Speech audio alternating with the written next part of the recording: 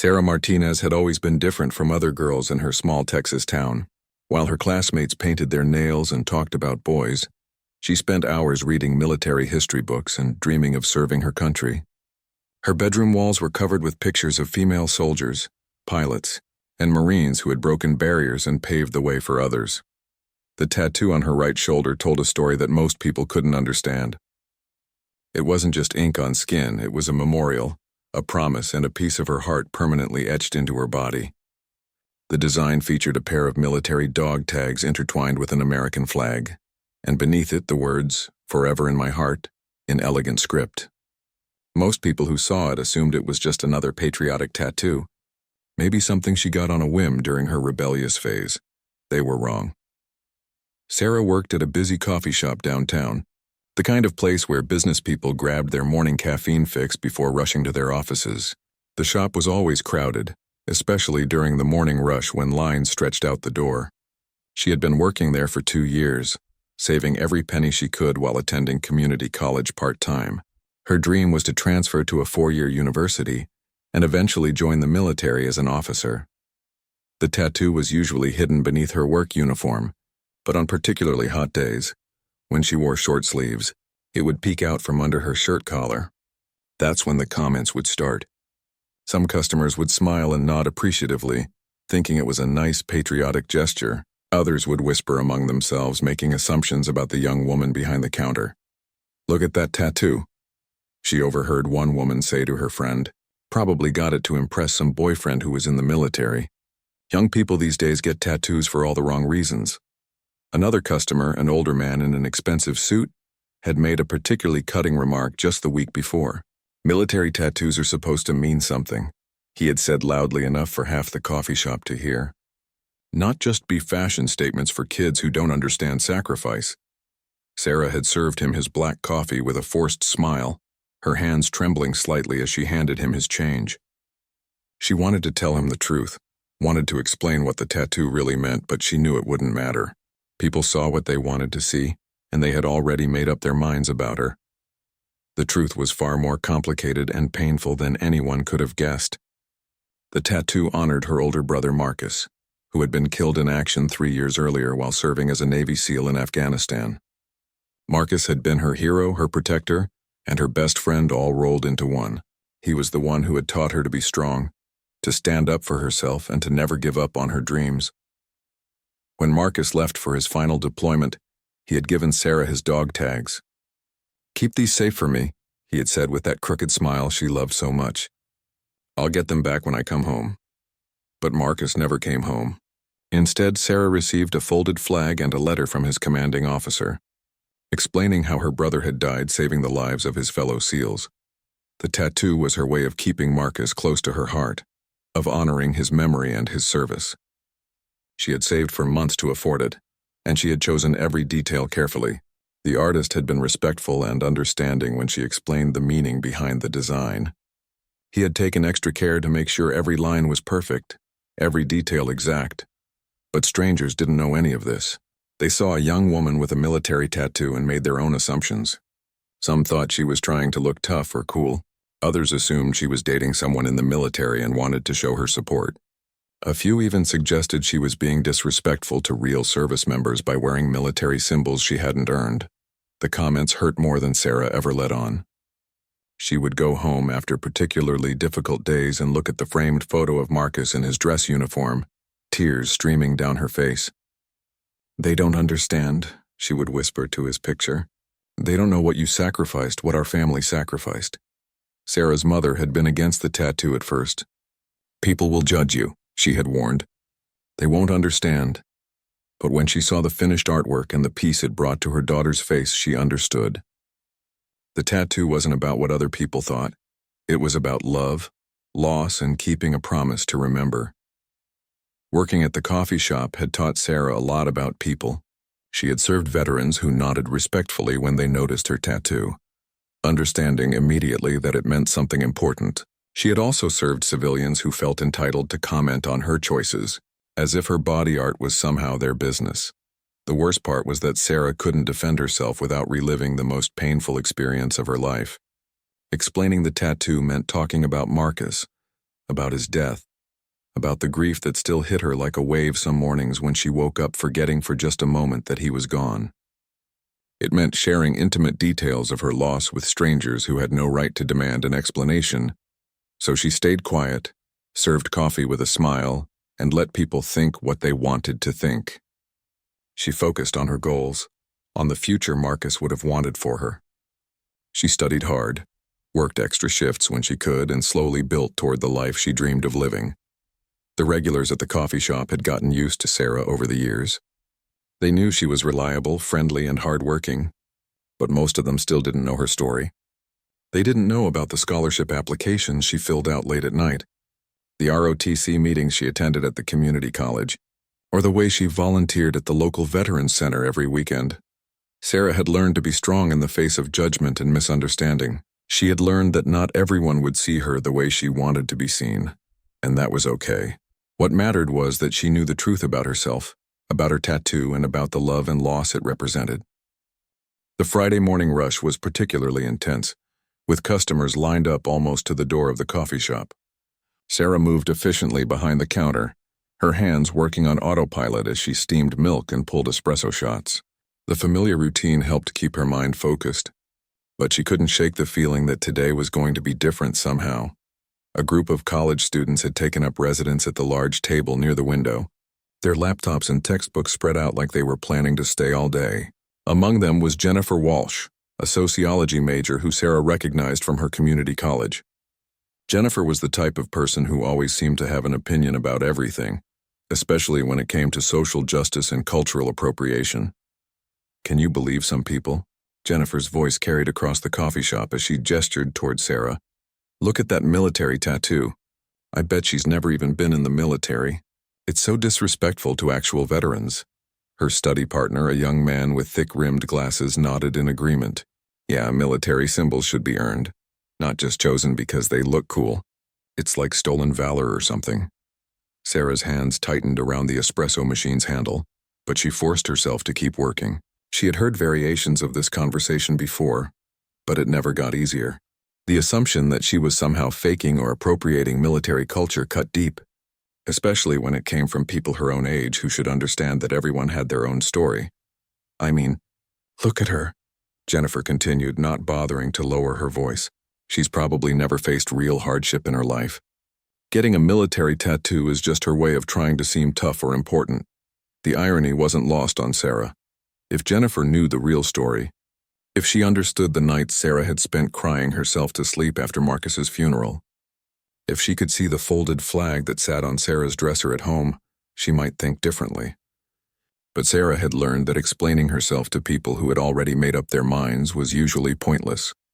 An older customer, a woman in her 60s with perfectly styled gray hair, had been listening to the conversation while waiting for her latte. She approached the counter with a disapproving look on her face, glancing pointedly at Sarah's shoulder where the edge of the tattoo was visible. "Excuse me, dear," the woman said in a tone that was anything but sweet. "I couldn't help but notice your tattoo. Did you serve in the military?" Sarah felt her cheeks burn as every customer in the immediate area turned to listen. This was exactly the kind of confrontation she had been dreading. "No, ma'am," she replied quietly, focusing on the coffee order she was preparing. "Then don't you think it's a bit inappropriate to display military symbols like that?"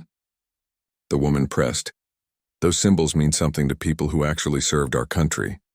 The coffee shop fell uncomfortably quiet. Even Jennifer and her friends had stopped their conversation to watch the scene unfold. Sarah could feel dozens of eyes on her, waiting to see how she would respond. Her heart was racing and she could feel the familiar sting of tears threatening to appear. "I understand your concern," Sarah managed to say, her voice barely above a whisper. She handed the woman her latte with shaking hands, hoping the conversation would end there.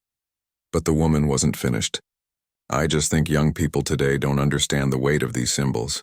My husband served in Vietnam, and when I see someone wearing military imagery just as a fashion choice, it feels disrespectful to everything he went through." Sarah nodded silently, unable to trust her voice. She wanted to explain about Marcus, about the purple heart that sat in a frame next to his photo, about the way her family's world had shattered when the chaplain and the officer had knocked on their door that terrible Tuesday morning. But the words wouldn't come. Jennifer's voice piped up from across the room. See, she can't even explain why she has it. It's probably just some random tattoo she got on spring break. The assumption felt like a physical blow. Sarah gripped the counter to steady herself, fighting back the wave of grief and anger that threatened to overwhelm her. She thought about Marcus's last letter, the one where he had written about how proud he was of her for pursuing her education and her dreams. He would have wanted her to stand up for herself to tell the truth. But before Sarah could find her voice, another customer stepped forward. An elderly man with kind eyes and a gentle demeanor had been sitting at a corner table, quietly reading his newspaper.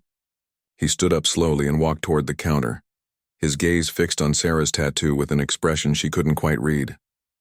"Miss," he said softly, "may I ask about your tattoo? Not to judge, but because something about it seems familiar." Sarah looked up at him, surprised by the respectful tone of his question. Unlike the other customers who had confronted her, this man seemed genuinely curious rather than accusatory. "It's for my brother," she said quietly, the words tumbling out before she could stop them. The man nodded slowly, his eyes never leaving her face. "Was he military?" "Navy SEAL," Sarah whispered, and suddenly the tears she had been fighting began to flow. "He was killed in Afghanistan 3 years ago." The coffee shop fell completely silent. Jennifer's mouth dropped open in shock, and the older woman who had been lecturing Sarah about respect looked mortified. The elderly man's expression softened with understanding and something that looked like recognition. "Those are his dog tags in the design, aren't they?" the man asked gently. Sarah could only nod, overwhelmed by the mix of grief and relief that came with finally telling the truth. She had kept the story locked inside for so long that speaking it aloud felt both terrifying and liberating.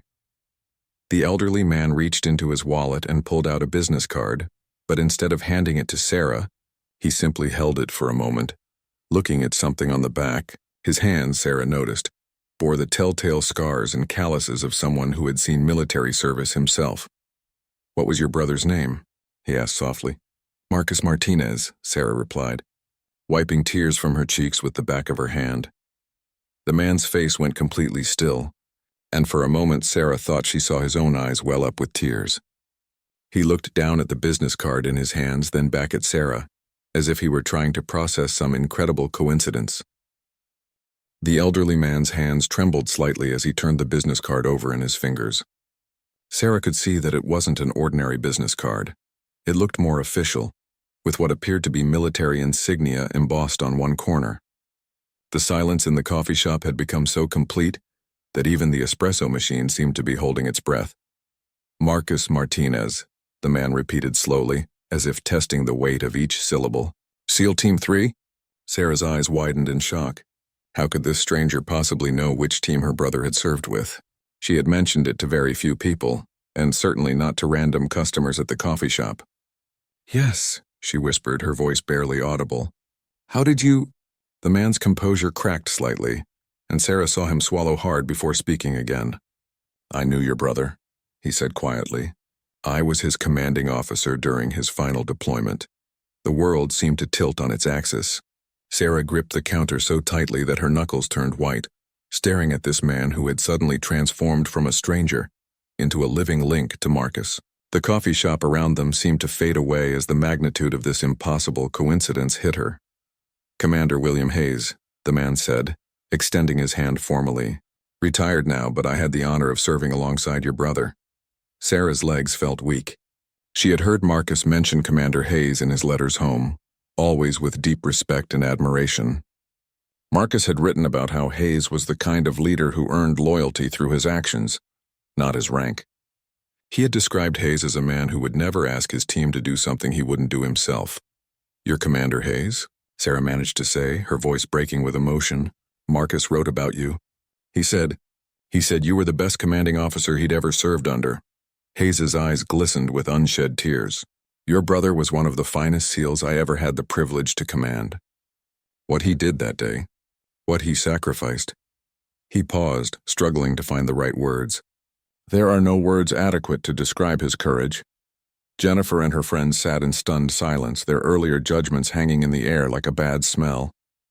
The older woman, who had lectured Sarah about respect, looked as though she wanted to disappear into the floor. Other customers had begun to gather closer, drawn by the gravity of the moment unfolding before them. I think about Marcus every day. Hayes continued, his voice thick with emotion. Not just because of how he died, but because of how he lived. He talked about his family constantly, especially his little sister who was going to change the world. Sarah's tears were flowing freely now. He called me his little sister even though I was only 3 years younger, she said through her sobs. He always said I was tougher than him.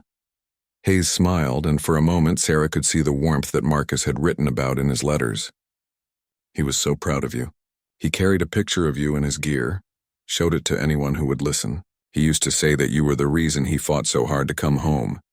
The pain of those words hit Sarah like a physical blow. Marcus had been trying to come home to her, to their family, to the future they had planned together. He had been scheduled to rotate out just 2 weeks after the mission that took his life. The tattoo, Hayes said softly, looking at the artwork on Sarah's shoulder with new understanding. It's beautiful. Marcus would have loved it. People don't understand, Sarah said, her voice barely above a whisper. They think I'm just some girl who got a military tattoo to look cool. They don't know what it means. Hayes's expression hardened slightly as he glanced around the coffee shop at the faces of the customers who had been so quick to judge. Anyone who questions your right to honor your brother's service doesn't understand what sacrifice really means, he said firmly. That tattoo represents more courage and love than most people will ever know. Jennifer had gone completely pale, clearly realizing the magnitude of her earlier comments. She started to stand, perhaps to apologize, but Hayes held up a gentle hand to stop her.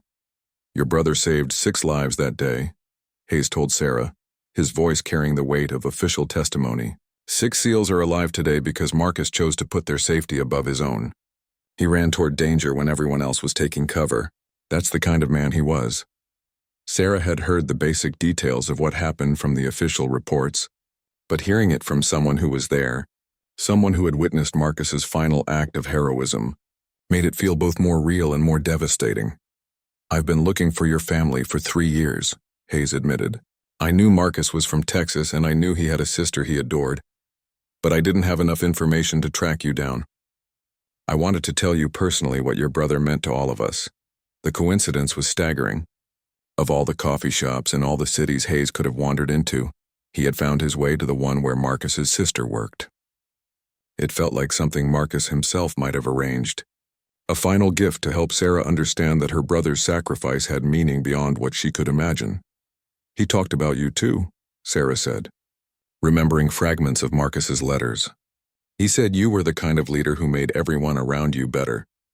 He said serving under you was an honor. Hayes's composure finally broke completely. Tears rolled down his cheeks as he remembered the young SEAL who had been like a son to him. The honor was mine, he said quietly. Marcus taught me as much about courage as I ever taught him. The coffee shop remained silent, everyone present understanding that they were witnessing something sacred and private. The earlier judgment and assumptions had been replaced by a deep sense of respect and shame among those who had been so quick to criticize Sarah. Commander Hayes reached into his jacket pocket and pulled out a worn leather wallet. From it, he extracted a small laminated photograph that had clearly been carried for years. The edges were soft from handling, and the colors had begun to fade slightly. He handed it to Sarah with the reverence of someone passing along a sacred relic. Sarah gasped when she saw the image.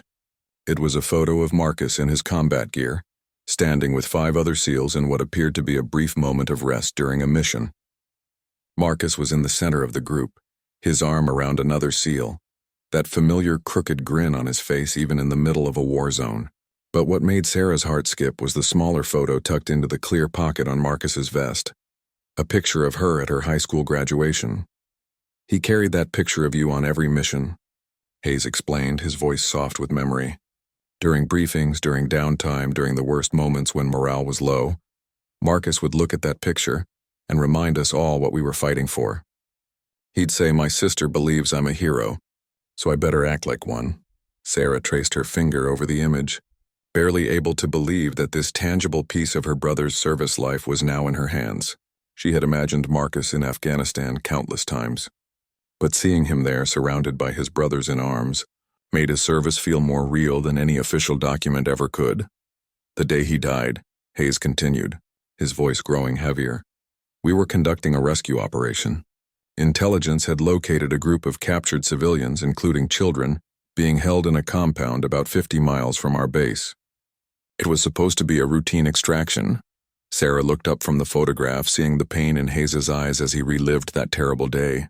She knew from the official reports that the mission had gone wrong, but she had never heard the details from someone who was actually there. We encountered heavier resistance than expected, Hayes explained. The enemy had set up defensive positions that our intelligence hadn't detected. We were pinned down in an open courtyard with no cover, taking heavy fire from multiple directions. The coffee shop had become an impromptu memorial service, with customers listening in respectful silence to the story of a hero they would never meet. Even Jennifer sat with tears in her eyes, her earlier judgment replaced by a deep understanding of the pain her words had caused. Marcus saw that our medic had been wounded and couldn't reach the civilians who were trapped in the building. Hayes continued. Without hesitation, without waiting for orders, he broke cover and ran across that courtyard under direct enemy fire. He reached the medic, stabilized him, and then continued toward the building where the civilians were held. Sarah closed her eyes, trying not to picture the scene too vividly. The official reports had been clinical and brief, but Hayes' account brought the human cost into sharp focus. He got the civilians out, Hayes said, his voice filled with pride and grief. All of them. 8 people, including 3 children, are alive today because of what Marcus did. But as he was covering their evacuation, an enemy sniper found his position. The silence that followed was profound. Sarah felt the weight of knowing that her brother's last moments had been spent saving strangers, putting the lives of people he had never met before his own safety. He didn't suffer, Hayes added quickly, understanding the question that Sarah couldn't bring herself to ask. It was instantaneous, and in his final moments he was still protecting others. Sarah nodded, grateful for that small mercy. She had wondered about Marcus's final moments countless times, and knowing that he hadn't been afraid or in pain brought a measure of peace she hadn't expected to find. After the mission, when we were processing what had happened, I found this in Marcus's gear, Hayes said, pulling out another item from his wallet. It was a letter, folded small and worn from being read many times. It's addressed to you. He had written it before the mission just in case. Sarah's hands shook as she took the letter. She recognized Marcus's handwriting immediately, the same careful script he had used when helping her with homework as a child. The letter was sealed in a plastic bag to protect it from damage, and Sarah could see her name written on the outside in Marcus's familiar hand. I've carried it with me for 3 years, Hayes admitted. I always hoped I would find a way to deliver it personally. I felt like mailing it wouldn't be enough, wouldn't honor what Marcus meant to all of us. Sarah stared at the letter, overwhelmed by the thought that these might be the last words Marcus had intended for her. The letter represented a final conversation with her brother, a chance to hear his voice one more time. You don't have to read it now, Hayes said gently, seeing the conflict in Sarah's face. Take your time with it. That letter is yours, and when you read it should be your choice. Sarah carefully placed the letter in her apron pocket, wanting to save it for a private moment when she could process Marcus's words without an audience. The simple act of having something new from her brother, something he had specifically meant for her, felt like a miracle. There's something else, Hayes said, his tone becoming more formal. Something I've wanted to tell your family for 3 years. Marcus has been recommended for the Medal of Honor. The process takes time, sometimes years, but his actions that day exemplified the highest traditions of military service. The Medal of Honor, the highest decoration for valor in the United States military. Sarah knew enough about military culture to understand the significance of what Hayes was telling her. Marcus wouldn't just be remembered as a hero by his family and friends. His courage would be officially recognized at the highest levels of government. The weight of Commander Hayes' words settled over the coffee shop like a blanket of reverence. The Medal of Honor. Sarah had only heard of it in history books and war movies. To know that Marcus was being considered for such recognition felt surreal, as if she were living in someone else's story. The Medal of Honor, Sarah repeated, her voice barely above a whisper. But that's for the greatest heroes in military history, Hayes nodded solemnly. Your brother earned it, Sarah. What he did that day went far beyond the call of duty. He saved 8 innocent lives at the cost of his own, and he did it without hesitation. That's the definition of heroism. Jennifer had stood up from her table and approached the counter, her face flushed with shame and tears streaming down her cheeks. "I am so sorry," she said, her voice breaking. "I said terrible things about you, about your tattoo. I had no right to judge you, and I'm ashamed of my ignorance." Sarah looked at the young woman who had been so cruel just minutes earlier. The anger she might have felt was overshadowed by exhaustion and the overwhelming emotion of the moment. "You didn't know," Sarah said quietly. "Most people don't. That's no excuse," Jennifer insisted. "I made assumptions about you based on nothing but my own prejudices. Your brother was a hero, and you have every right to honor him however you choose." The older woman who had lectured Sarah about military symbols also approached, her earlier confidence replaced by obvious distress. "My dear, I owe you the deepest apology," she said, her voice trembling. "I spoke from ignorance and judgment. Your tattoo is a beautiful tribute to your brother's sacrifice, and I was wrong to question it." Hayes watched these apologies with interest, but his attention remained focused on Sarah. "This is why I wanted to find you," he said. "Not just to deliver Marcus's letter, but to make sure you knew how much he was respected by everyone who served with him. Your brother was a legend among the SEALs." Sarah wiped tears from her eyes, trying to process everything that was happening. In the span of 20 minutes, her world had been turned upside down. The stranger who had quietly read his newspaper in the corner had transformed into a connection to Marcus's military life that she never expected to find. "Tell me about him," Sarah said suddenly. "Tell me what he was like over there. I only knew him as my big brother, but I want to know what he was like as a SEAL." Hayes's face lit up with fond memories. Marcus was the kind of SEAL every commander dreams of having on their team. He was technically excellent, physically tough, and mentally resilient. But more than that, he was the heart of our unit. When morale was low, Marcus would find a way to lift everyone's spirits. When someone was struggling, Marcus would be the first to offer help. Sarah smiled through her tears, recognizing the brother she had known and loved. He was always like that. Even as kids, if I was having a bad day, Marcus would somehow make it better. "He talked about teaching you to swim when you were little," Hayes continued. "He said you were terrified of the water, but he spent hours in the pool with you until you felt safe." He used that story to illustrate how patience and persistence could overcome any obstacle. The memory hit Sarah like a wave. She had been 6 years old and Marcus had been 9. Their parents had enrolled them both in swimming lessons, but Sarah had been too scared to even put her face in the water. The instructor had been ready to give up, but Marcus had asked if he could help. He had spent the entire summer working with Sarah, never getting frustrated, never giving up, until she finally felt comfortable in the water. He said that teaching you to swim taught him more about leadership than any military training ever could. Hayes added, "He learned that real strength comes from helping others find their own courage." Sarah had never known that Marcus had carried that childhood memory with him into his military service. The idea that their shared experience had somehow shaped the leader he became filled her with a mixture of pride and sadness. "The SEALs he saved that day," Sarah asked, "are they okay? Did they make it home?" Hayes nodded firmly. "All 6 of them made it home safely. They all have families now, children who will grow up because of what your brother did. Every year on the anniversary of that mission, we hold a memorial service. Those men speak about Marcus not just as a fellow SEAL, but as the reason they're alive." The scope of Marcus's impact was beginning to sink in. Sarah had always known her brother was a hero to her, but understanding that he was a hero to so many others, to fellow SEALs, to the civilians he saved, to their families, was overwhelming. "I want to meet them," Sarah said suddenly. "The SEALs he saved. I want to know that part of his story too." Hayes smiled. "I was hoping you would say that. They've all expressed interest in meeting Marcus's family. There's an annual reunion for our unit, and this year it's being held in San Antonio. It's only a few hours from here. Would you be interested in attending?" Sarah's heart raced at the possibility. To meet the men Marcus had died saving, to hear their stories, to understand the full scope of her brother's sacrifice, it felt like a gift she never could have imagined receiving. "I would love that," Sarah said, her voice filled with emotion. "More than anything." Hayes reached into his pocket and pulled out another business card, this one with his personal contact information. "Call me when you're ready," he said. "I'll arrange everything. The entire unit will want to meet you." As Hayes prepared to leave, Sarah realized that this encounter had changed everything.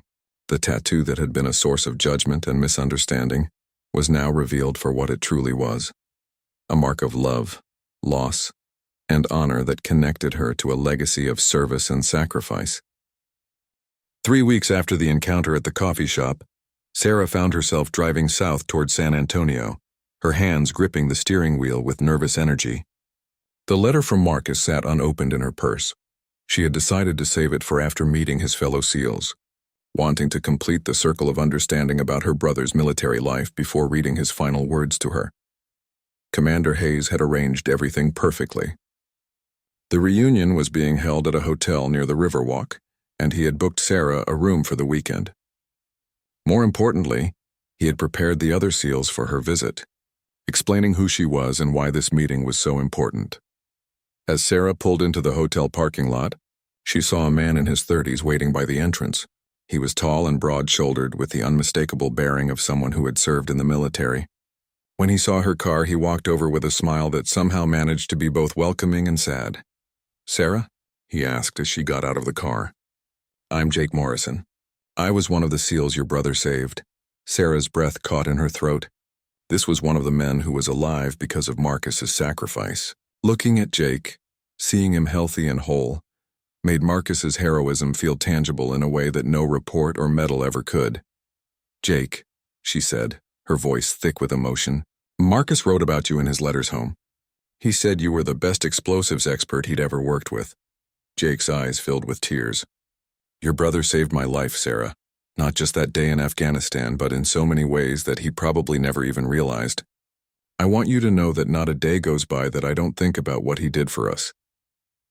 As they walked into the hotel together, Jake began to share stories about Marcus that Sarah had never heard. He told her about how Marcus had a tradition of calling his teammates on their birthdays, no matter where in the world they were deployed. He described how Marcus would spend his leave time visiting the families of fallen SEALs, making sure they knew they weren't forgotten by their military family. "Your brother had this way of making everyone feel like they mattered," Jake explained as they entered the hotel bar where the reunion was being held. "It didn't matter if you were a brand new SEAL or a seasoned veteran. Marcus treated everyone with the same respect and kindness." The bar fell quiet as Sarah entered. 6 men stood up from a large table in the corner, their faces reflecting a mixture of grief, gratitude, and curiosity. These were the men Marcus had died saving.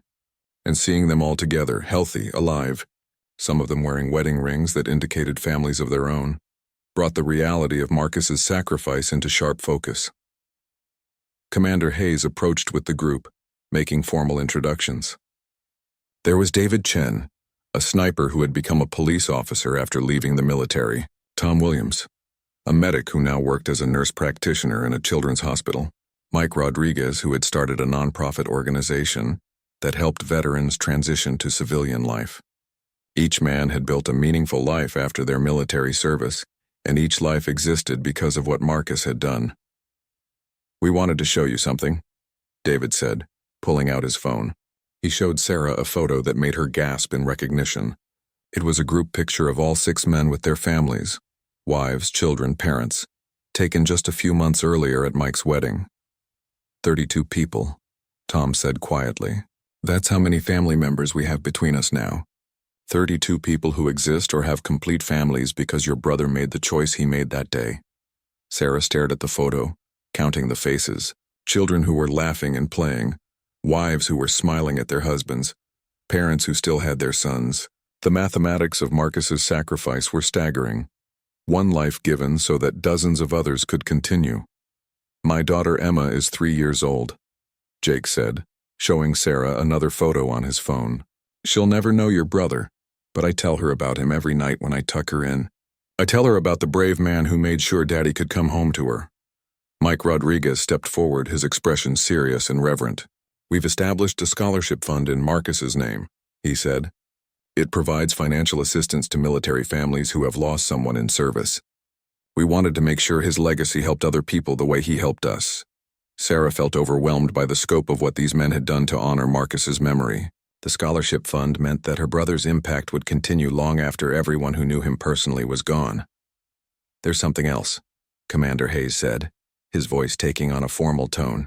The Medal of Honor recommendation has been approved. The ceremony is scheduled for next month in Washington, D.C. As Marcus's next of kin, you and your parents will receive the medal on his behalf. The weight of that announcement settled over the group like a blessing. Marcus would receive the highest honor his country could bestow, and his sacrifice would be permanently enshrined in military history. President Thompson will present the award personally, Hayes continued. It will be a full military ceremony with honor guards from all branches of service. Marcus will take his place among the greatest heroes in American military history. Sarah thought about all the people who had judged her tattoo, who had assumed she was just trying to look tough or patriotic. Soon the entire country would know Marcus's story, would understand the depth of courage and sacrifice that her simple tattoo represented. We have one more surprise for you, Tom said, gesturing toward a wrapped package on the table. We commissioned this for you, something to help people understand what your tattoo really means. Sarah unwrapped the package with trembling hands. Inside was a beautifully crafted wooden frame containing a collage of photos and documents. There were pictures of Marcus in training, during deployment, and with his fellow SEALs. The centerpiece was a professional photograph of Sarah's tattoo, surrounded by Marcus's medals, citations, and letters of commendation. At the bottom, in elegant script, were the words, "In honor of Petty Officer First Class Marcus Martinez, Medal of Honor recipient, who gave his life to save others." We thought you could display this at your coffee shop, David explained, so that when people see your tattoo and wonder about its meaning, they can understand the full story. Sarah ran her fingers over the frame, imagining it hanging in the coffee shop where so many people had questioned her right to wear military symbols. The display would serve as both an education and a vindication, showing everyone who saw it that some tattoos carry stories deeper than anyone could imagine. Marcus would be so proud of you, Jake said, placing a gentle hand on Sarah's shoulder. Hayes told us about your plans to join the military as an officer. Marcus always said you had the heart of a warrior. Sarah smiled through her tears, thinking about the ROTC meetings she had been attending and the officer candidate school applications she had submitted. Following in Marcus's footsteps had always been her plan, but now it felt like more than just a career choice. It felt like a calling. He believed in you, Tom added. He used to say that you were going to change the world, that you had the kind of strength that could move mountains. Seeing you here, meeting you in person, I can see exactly what he meant. The evening continued with stories, laughter, and tears as Sarah learned about the brother she had loved from the perspective of the men who had served alongside him. Each story revealed new facets of Marcus's character, painting a picture of a man who had been even more remarkable than she had realized.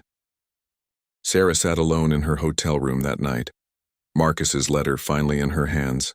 The reunion had ended just an hour earlier, but her mind was still processing everything she had learned about her brother.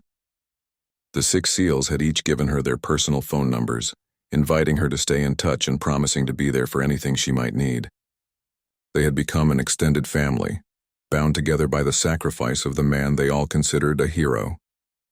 With trembling fingers, Sarah carefully opened the sealed letter.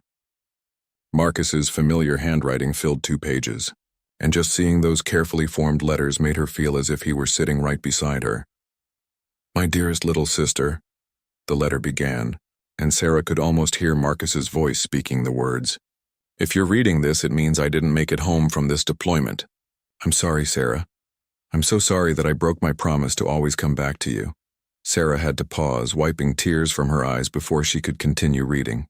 Even in what he must have known could be his final letter, Marcus was thinking about her feelings, apologizing for something that was never his fault. "I want you to know that every choice I made over here was guided by the values you helped teach me. Remember when we were kids and you found that injured bird in our backyard? You insisted we take care of it, even though Mom said it probably wouldn't survive. You sat with that bird for hours every day, talking to it, feeding it with an eyedropper, never giving up hope. When it finally flew away, you cried because you were happy it was free but sad to see it go." Sarah remembered that bird vividly. It had been a robin with a broken wing, and she had been maybe 8 years old at the time. She had forgotten that Marcus had helped her care for it, sitting with her during those long hours of nursing it back to health. "That's when I knew you had the biggest heart of anyone I'd ever meet," Marcus continued. "You taught me that strength isn't about being tough or fearless. Real strength is about protecting those who can't protect themselves, even when it's hard, even when it hurts. Every time I face danger over here, I think about that bird and the little girl who wouldn't give up on it. The letter went on to describe Marcus's hopes for Sarah's future. He wrote about how proud he was of her academic achievements and her plans to pursue a military career. He encouraged her to be brave, to stand up for what she believed in, and to never let anyone make her feel small or unworthy. I know people might not understand if you choose to honor my memory in your own way, Marcus wrote, and Sarah gasped at how prophetic those words had turned out to be. Don't let their ignorance hurt you. You know who you are, and you know what our bond means. That's all that matters. The final paragraph of the letter made Sarah sob so hard she could barely read the words.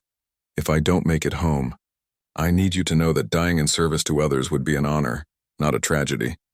I need you to live, Sarah, really live. Be happy, fall in love, have adventures, change the world the way I know you can. Don't spend your life mourning me. Instead, live your life in a way that honors the love we shared. Make me proud, but more importantly, make yourself proud. You are the strongest person I know, and you're going to do amazing things. I love you more than words can say. Until we meet again, your big brother, Marcus. Sarah held the letter to her chest and cried until she had no tears left. Then she carefully folded it and placed it back in its protective covering. This letter would become one of her most treasured possessions, a final gift from the brother who had shaped her into the person she was becoming. 2 months later, Sarah stood in the rose garden of the White House, wearing her best dress and the small American flag pin that Marcus had given her for her 18th birthday. President Thompson had just presented her family with Marcus's Medal of Honor, and the ceremony had been attended by hundreds of military personnel, government officials, and Marcus's fellow SEALs. The medal was beautiful and heavy, its star-shaped design catching the morning sunlight. But more meaningful to Sarah were the words the president had spoken about Marcus's sacrifice, officially recognizing him as one of America's greatest heroes. After the ceremony, Sarah returned to the coffee shop where her journey of understanding had begun. The framed display that Marcus's fellow SEALs had created for her now hung prominently behind the counter, where every customer could see it. The response had been overwhelming. Instead of judgment and criticism, Sarah now received thanks, respect, and recognition for her brother's service. Jennifer, the college student who had been so cruel that morning months ago, had become one of Sarah's closest friends. She had written a paper about unconscious bias and the danger of making assumptions about others, using her encounter with Sarah as a case study. The paper had won a university award and had been published in the school's sociology journal. The older woman who had lectured Sarah about military symbols had also returned to the coffee shop several times, always leaving generous tips and kind notes apologizing for her ignorance. She had begun volunteering with a local veterans organization, saying that meeting Sarah had opened her eyes to how much she didn't understand about military families. Commander Hayes had become like a second father to Sarah, staying in regular contact and providing guidance as she navigated the military application process. He had written letters of recommendation for her officer candidate school applications, and he planned to attend her commissioning ceremony when she graduated from college. Most importantly, Sarah had been accepted to Texas A&M University on a full ROTC scholarship. She would study international relations and military history, preparing for a career as a military intelligence officer. Marcus's dream of his little sister changing the world was becoming a reality. On quiet moments during her shifts at the coffee shop, Sarah would touch the tattoo on her shoulder and feel Marcus's presence. The ink and skin that had once been a source of pain and misunderstanding had become a symbol of pride, love, and unbreakable bonds. People who saw it now understood that it represented something sacred, the connection between a sister and brother, between love and loss, between sacrifice and honor. The tattoo would always be there, a permanent reminder that some stories are deeper than they appear, and that true strength comes from loving others enough to sacrifice for them. Marcus was gone, but his legacy lived on in Sarah's heart, in the lives he had saved and in the example he had set for everyone who knew his story. Every morning when Sarah looked in the mirror, she saw not just her own reflection, but the face of someone worthy of a hero's love, and that was exactly what Marcus would have wanted her to see.